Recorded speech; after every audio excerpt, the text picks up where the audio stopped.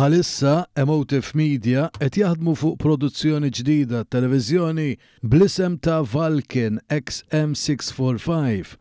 Dan id-dokudrama se jxandar fuq One aktar tard matul din is-sena fl-okkażjoni tal-50 anniversarju mit-traċedja tat-tiġrif tal-ajruplan f'Ħażabbar nhar l-14 ta' Ottubru tal-1975. One News kien fuq il-post waqt li kienet qed tinġibed ċena partikolari minn dan il-proġett.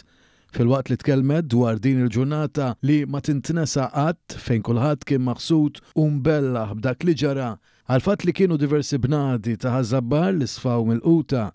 Tkellimna mad-direttur artistiku ta' din il-produzzjoni Chanel Demicoli.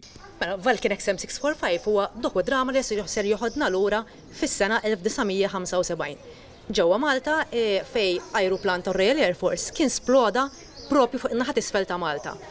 Ovvjament ikkawża ħafna ħsarat u naħseb xi ħaġa li għandu sabiħ dan id-dokudrama illi n-nies jistgħu jirrelataw miegħu għaliex il-maġġoranza tan-nies jiftakru dawn il-momenti. 50 sena ilu dakinhar ta' disgrazzja fl-iskola primarja ta' Ħażabbar fil-ħin tal-inċident kien hemm studenti ta' bejn il-5 snin u l-11 sena flimkien mal-allima tagħhom. Dakinhar kienu bosta dawk il-familji li sofrew ħsarat kbar fid-djar tagħhom. Sammut spjegat mal-mikrofonu tagħna aktar dwar l-iskop ta' din il-produzzjoni. L-an tal-Vulcan XM645 kien li kommemoraw il-50 sena anniversarju minn din traċeddi li seħħet fuq Ħażabbar li sfortunatament ħafna minn traċeddi li għandhom diversi stejjer f'dal-pajjiż qegħdin jintilfu għalhekk xtaqna li nżommu din it-traċedja li nkommemorawha biex in-nies jibqgħu jiftakruha.